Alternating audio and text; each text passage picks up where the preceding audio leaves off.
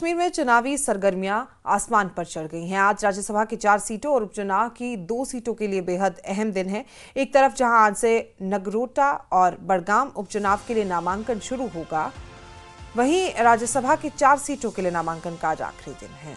उपचुनाव के लिए किसी भी पार्टी ने अपने उम्मीदवार का ऐलान नहीं किया है। वहीं राज्यसभा के लिए एनसी और बीजेपी ने 3-3 उम्मीदवार का ऐलान किया है। चौथी सीट पर किस पार्टी से कौन लड़ेगा, ये भी आज ही साफ होगा, क्योंकि 11 नवंबर को चुनाव होने हैं, 14 को रिजल्ट आना है, नामांकन की आज आखिरी तारीख है।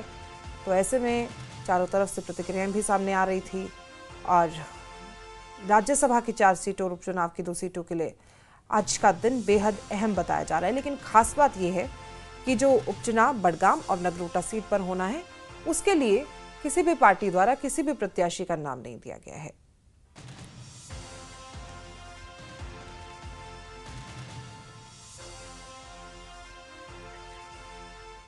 जम्मू कश्मीर में राज्यसभा चुनाव की तारीख नजदीक है और अब सियासत अपने पूरे रंग में है। नेशनल कॉन्फ्रेंस के बाद बीजेपी ने भी अपने उम्मीदवारों का ऐलान कर दिया।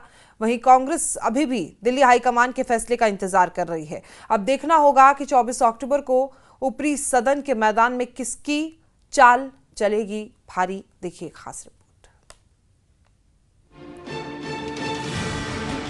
बीजेपी ने जम्मू कश्मीर से राज्यसभा की 4 में से 3 सीटों पर अपने उम्मीदवार घोषित कर दिए हैं। प्रदेश अध्यक्ष तज शर्मा, उपाध्यक्ष राकेश महाजन और वरिष्ठ नेता डॉक्टर अली मोहम्मद मीर को पार्टी ने मैदान में उतारा है। पार्टी के नेता सुनील शर्मा ने बताया कि 13 अक्टूबर नामांकन का आखिरी दिन है और तीनों उम्मीदवार नामांकन दाखिल करेंगे। इस चुनाव के लिए चूंकि कल अंतिम डेट है, लास्ट डेट है नॉमिनेशन फाइल करने के लिए, और तीनों प्रत्याशियों के लिए प्रपोजल्स भी एमएलए चाहिए, उसके लिए भी ये बैठक इंपॉर्टेंट है। और 24 की वोटिंग के लिए हमारी क्या रणनीति होगी, हमारी क्या योजना होगी, इस योजना और रणनीति के लिए इन तीनों सीटों पे अपने उम्मीदवारों को जिताने के लिए भारतीय जनता पार्टी की इंपॉर्टेंट बैठक है। बीजेपी की रणनीति पर चर्चा के लिए पार्टी के सभी 28 विधायक श्रीनगर में जुटे। नेता प्रतिपक्ष सुनील शर्मा ने बताया कि चुनाव से पहले पार्टी की रणनीति को मजबूत बनाने और एकजुटता दिखाने पर जोर दिया जा रहा है। उनका कहना है कि 24 अक्टूबर को होने वाले राज्यसभा चुनाव में पार्टी पूरी ताकत से मैदान में उतरेगी। इस मीटिंग में उम्मीदवारों के प्रचार अभियान और वोट मैनेजमेंट पर भी चर्चा हुई। नहीं, हमारा ट्रेनिंग सेशन आज बिल्कुल नहीं है। आज सिर्फ और सिर्फ हम योजना और रणनीति 2 चीजों पे बात करेंगे, किस प्रकार से हम अपनी पार्टी को विजयी बनाएं। उधर नेशनल कॉन्फ्रेंस ने बीजेपी पर निशाना साधा है।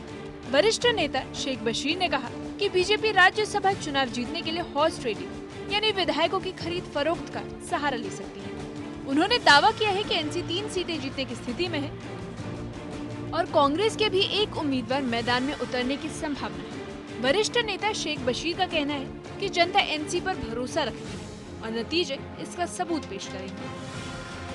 हमारे पास 41 हैं एनसी के पास, कांग्रेस के पास 6 हैं और इसी तरह पीडीपी या सजाद लोन, अब मालूम है सजाद लोन कौन है, कैसे है, ये कहने की बात नहीं है, सबको मालूम है। उस हिसाब से 3 सीटें हम क्लियरली ले सकते हैं। चौथी सीट के ऊपर मुकाबला करेंगे। बीजेपी को हक है, बीजेपी का स्टाइल रहा है खरीदना, तो अब देखते हैं कि किस तरह खरीदते हैं, ये वक्त बताएगा। हम हमेशा तैयार रहते हैं उसके लिए। ये कौन दुनिया जानती है कि वो खरीदो फरोख्त में मशहूर है। मुझे लगता है 1 आध दिन में लग जाए, क्योंकि अब नेशनल लेवल की पार्टी है, वो करेंगे, वो तो उनका काम है। जहाँ तक नेशनल कॉन्फ्रेंस का ताल्लुक है, उन्होंने अपनी सीटें अनाउंस कर दी हैं, उसके मुताबिक चुनाव लड़ेंगे। वहीं कांग्रेस की तरफ से भी हलचल तेज है। पार्टी के विधायक निजामुद्दीन भट्ट ने कहा कि कांग्रेस भवन में जल्द ही अहम बैठक होगी, जिसमें राज्यसभा चुनाव को लेकर रणनीति तय की जाएगी। उन्होंने साफ कर दिया है कि अंतिम फैसला दिल्ली हाईकमान ही करेगा। अखबारों में जो कुछ आता है उससे परे आज प्रेसिडेंट साहब ने, प्रदेश कांग्रेस के चीफ ने मीटिंग बुलाई हुई है। उसमें 2 चीजों की होगी समीक्षा। एक ये कि सूरत हाल क्या है और किस तरीके का फैसला हमको लेना पड़ेगा। हमारा इनपुट प्रेसिडेंट साहब हासिल करेंगे और वहाँ हाईकमांड से भी जो आदेश होगा उसका पालन होगा, वही करने के लिए। जब निजामुद्दीन भट्ट से पूछा गया कि क्या कांग्रेस को एक सीट मिल सकती है, तो उन्होंने कहा कि इस पर अभी कुछ कहना जल्दबाजी होगी। उन्होंने ये भी कहा कि नगरोटा सीट पर अभी कोई फैसला नहीं हुआ है और कांग्रेस सभी विकल्प खुले रखे हुए हैं, यानी अभी तक समीकरण पूरी तरह से तय नहीं हो पाए हैं। सेटिस्फेक्शन और डिससेटिस्फेक्शन का क्वेश्चन है ही नहीं, क्योंकि अभी फाइनल कॉल लिया ही नहीं गया है। हम क्यों कहेंगे is this A dissatisfied call और सेटिस्फाइड कॉल? देखिए, कोई भी बात अभी तक स्पष्ट नहीं है जब तक ना पूरा डिस्कशन मुकम्मल होगा और फाइनल कॉल लिया जाएगा with the consent and approval of high command. Rajya Sabha की 4 सीटें और तीनों दलों की सियासी बाजी गर्म है। कहीं दांव रणनीति पर तो कहीं भरोसा गठबंधन पर। अब सबकी निगाहें 24 अक्टूबर पर टिकी, जब तय होगा कि सत्ता के गलियारों से ऊपरी सदन तक किसका सफर होगा आसान और किसकी राह होगी कठिन। Bureau report, news 18।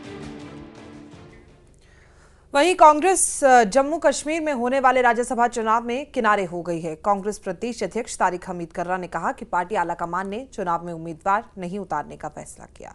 कर्रा ने कहा कि हम 4 में से जिस सीट से उम्मीदवार उतारना चाहते थे, एनसी ने हमें वो सीट नहीं दी और जिस सीट से उम्मीदवार उतारने को कहा जा रहा है, आलाकमान ने उस पर लड़ने से इनकार कर दिया है। तो आलाकमान द्वारा वो सीट ठुकरा दी गई है, ऐसा कांग्रेस का कहना है कि जो सीट वो चाहती थी वो सीट उसे नहीं मिल पाई, जिस पर दूसरी सीट देने पर वो तैयार नहीं हुए, उन्होंने चुनाव न लड़ने का फैसला लिया। जिसमें हमारी लीडरशिप ने एक सीट मांगी थी, safe seat, seat number 1 and seat number 2, उनमें से एक सीट, और उसके एवज में हमें नेशनल कॉन्फ्रेंस ने सीट ऑफर की थी, लेकिन that was seat number 4।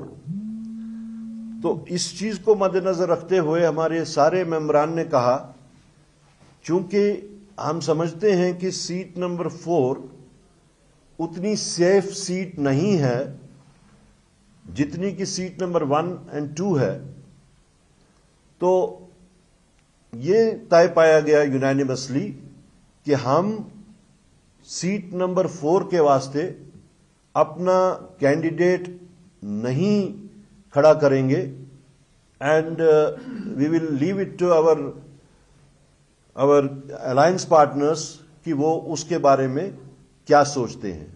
Rajya Sabha की सीट को लेके कांग्रेस में जो एक कंफ्यूजन चल रहा था वो कहीं ना कहीं क्लियर हो गया। जी हां, अभी कुछ देर पहले जेकेपीसीसी के अध्यक्ष तारिक हमीद कर्रा के साथ साथ पार्टी के तमाम सीनियर लीडर आज श्रीनगर के कांग्रेस भवन में थे, जहां उन्होंने एक प्रेस कॉन्फ्रेंस में क्लियरली कहा कि हम राज्यसभा में अपना कैंडिडेट फील नहीं कर रहे हैं। उन्होंने कहा कि 1, 2, 3 और 4 सीट्स जो थी, इस पर से हमने सीट नंबर 1 और 2 का प्रस्ताव दिया था नेशनल कॉन्फ्रेंस को, लेकिन नेशनल कॉन्फ्रेंस ने मना किया और हमें सीट नंबर 4 पे लड़ने के लिए कहा, जो कहीं ना कहीं सेफ सीट नहीं थी।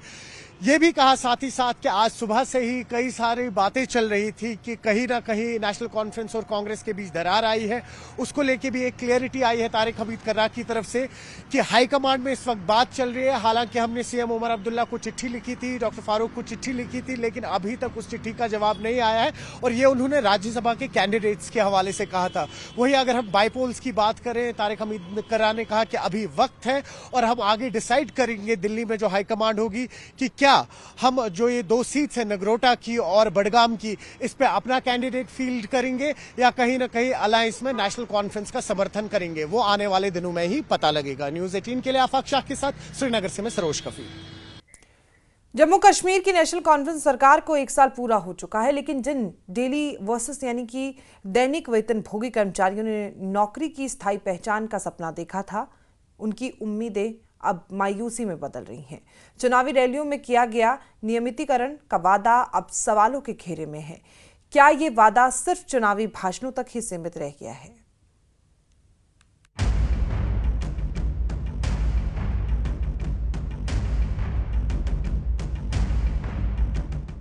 नेशनल कॉन्फ्रेंस ने अपने चुनावी घोषणा पत्र में डेली वेजेस यानी दैनिक वेतनभोगी कर्मचारियों के नियमितीकरण को सबसे बड़ी प्राथमिकता बताया था। उमर अब्दुल्ला और पार्टी के तमाम वरिष्ठ नेताओं ने हर रैली में इस मुद्दे को उठाया।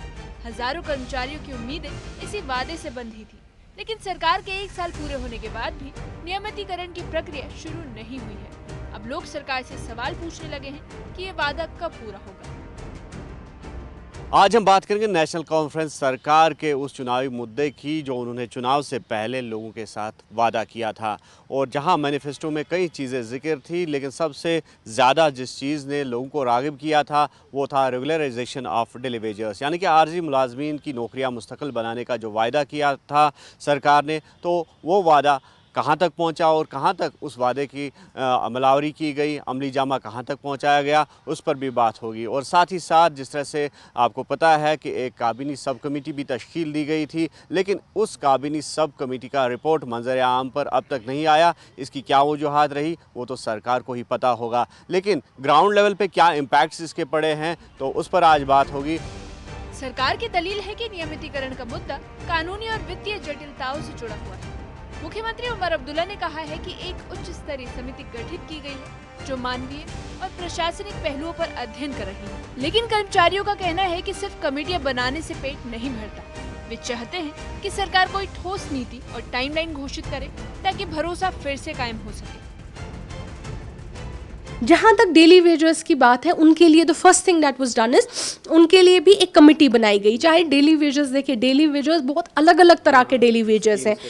कुछ लोग स्कीम्स के तहत लगे हैं, कुछ लोग वॉचमैन लगे हैं, कुछ लोग कहीं पे वॉचर लगे हैं, कुछ लोग कहीं पे कुछ कैजुअल स्टाफ लगे हैं।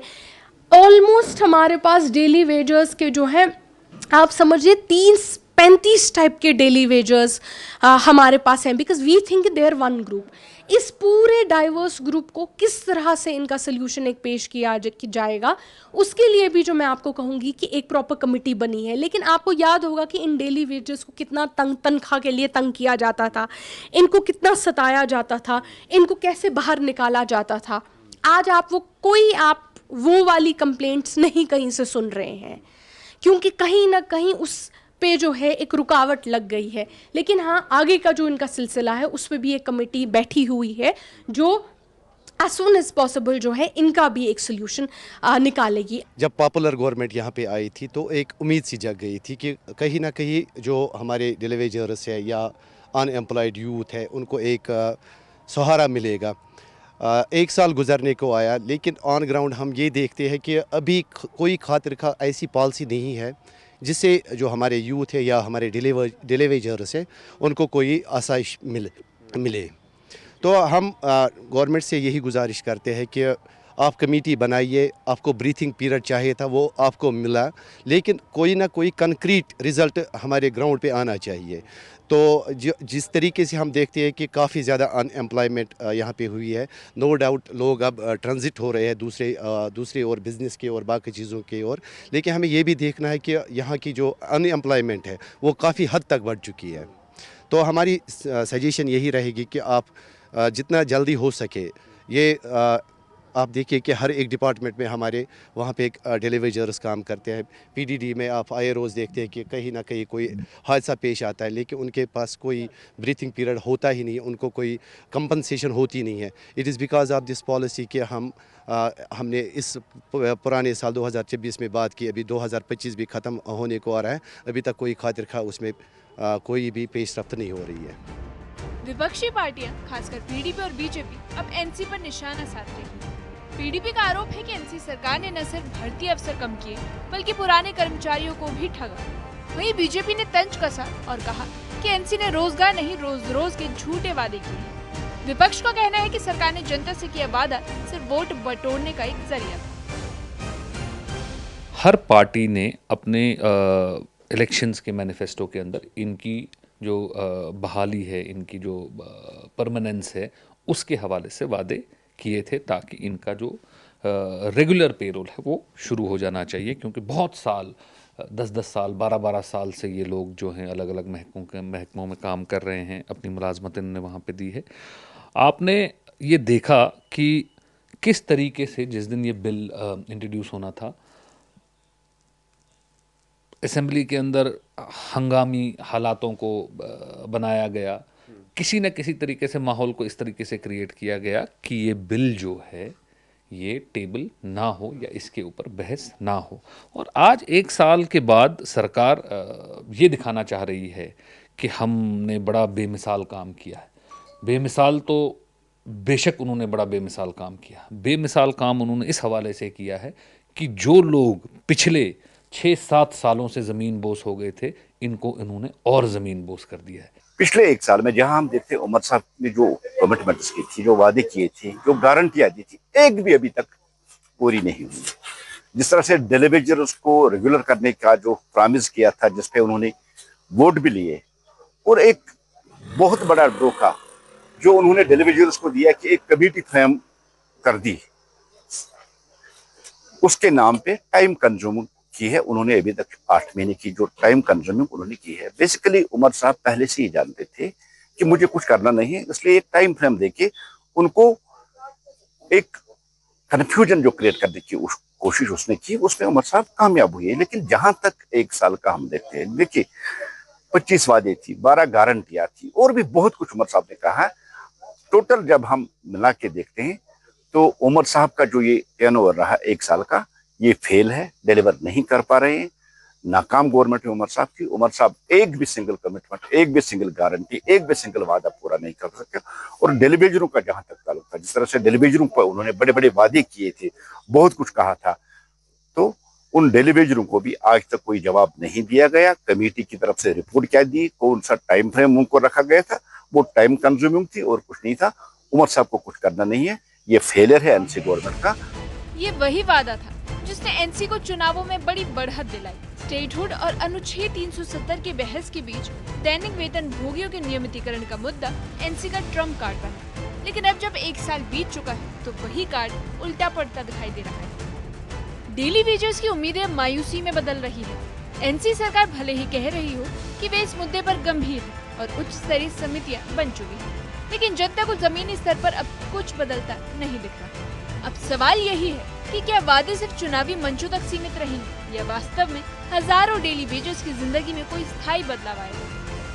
न्यूज़ 18 के लिए